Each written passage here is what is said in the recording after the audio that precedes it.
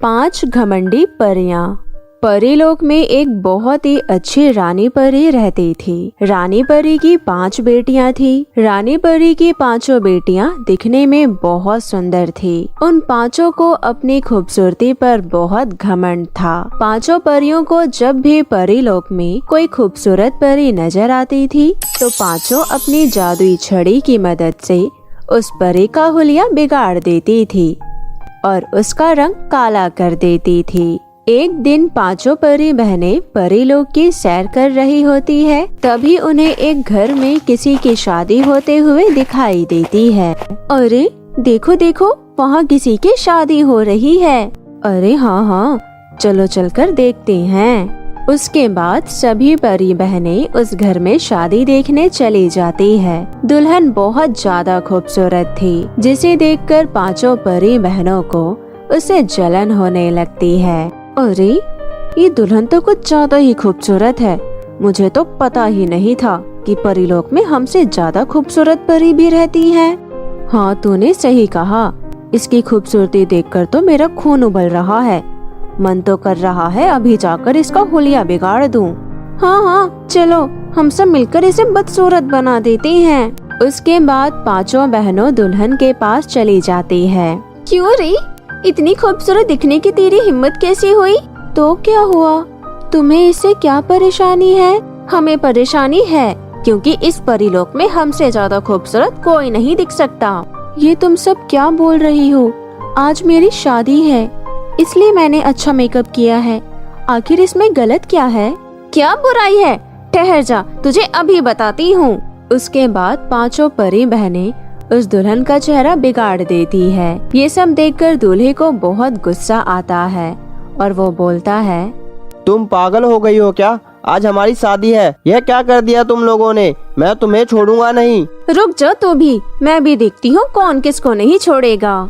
उसके बाद 5 परी बहनें दूल्हे का चेहरा भी बिगाड़ देती है। ये देखकर 5 परी बहनें जोर जोर से हंसने लगती है। अब तुम्हारे साथ बिल्कुल ठीक हुआ, तुम दोनों इसी लायक हो। हाँ।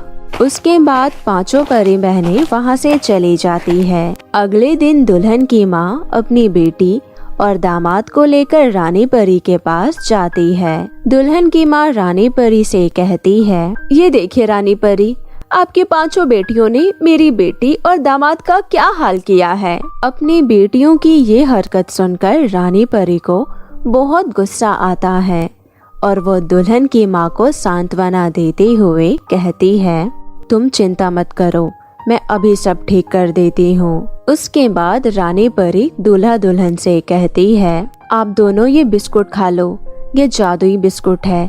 इसे खाते ही तुम्हारा चेहरा पहले के जैसे सुंदर और साफ हो जाएगा। उसके बाद दूल्हा दुल्हन जादुई बिस्कुट खाने लगते हैं। जादुई बिस्कुट खाते ही उन दोनों का चेहरा पहले जैसा हो जाता है। उसके बाद दूल्हा दुल्हन और उनकी माँ वहाँ से चली जाती है।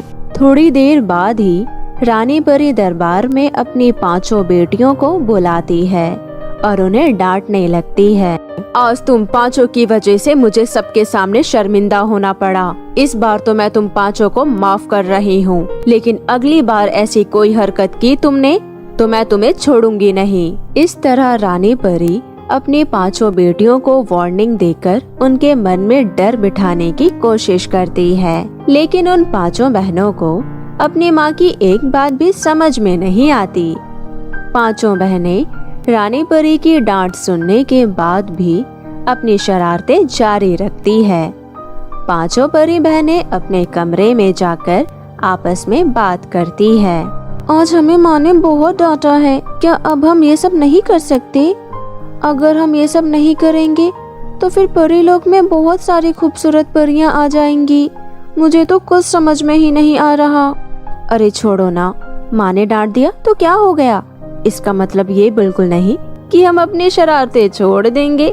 हम वही करेंगे जो हमारा मन करेगा। ज्यादा से ज्यादा माँ क्या ही करेगी, हमें डांट देगी या 2 थप्पड़ मार देगी, लेकिन हमें इसे कोई फर्क नहीं पड़ता।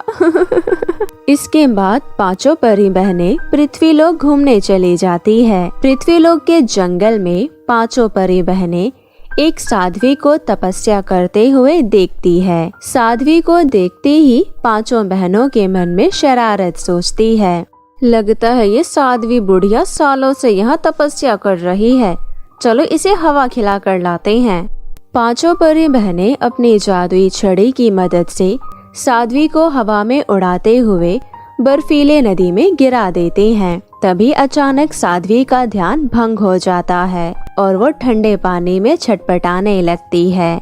ये सब देखकर पांचों परी बहनों को बहुत मजा आता है और वो जोर जोर से हंसने लगती है। साध्वी नदी से बाहर आती है और गुस्से से कहती है, अच्छा ये हरकत तुम पांचों ने की है। मेरी सालों की तपस्या भंग करके तुम परियों ने बहुत गलत किया है। तुम्हें तुम्हारा इस दुष्टता का बहुत बड़ा परिणाम मिलेगा। इतना बोलकर साध्वी मंत्र पढ़कर उन पांचों परी बहनों को कोयले की तरह काला बना देती है और उनके बाल सफेद कर देती है।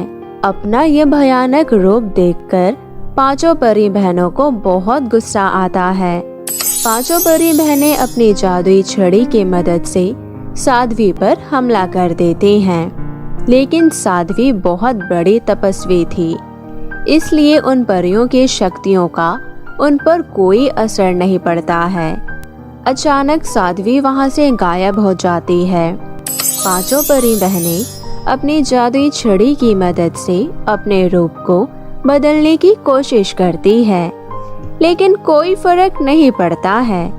यहाँ तक कि लाख कोशिशों के बाद भी रानी परी अपनी बेटियों के काले रंग को नहीं बदल पाती है। इस तरह पांचों परी बहनों को अपने काले रंग के साथ जीने के लिए मजबूर होना पड़ता है। उस दिन के बाद से सभी परियां सुधर जाती है और कभी किसी का मजाक नहीं उड़ाती है। इसलिए दोस्तों, आप सभी को भी कभी भी किसी भी चीज का घमंड नहीं करना चाहिए और सदैव दूसरों की इज्जत करनी चाहिए। तो कैसी लगी आपको मेरी ये कहानी? मुझे कमेंट करके ज़रूर बताएं और इसे अपने दोस्तों के साथ भी शेयर करें। और हाँ दोस्तों, अगर आपने अब तक मेरे चैनल को सब्सक्राइब नहीं किया है तो जल्दी से नीचे लाल बटन दबाकर अभी कर लें। तो मिलती हूँ आपसे फिर किसी नई कहानी के साथ। तब तक के लिए आप अपना ध्यान रखें। बाय बाय दोस्तों।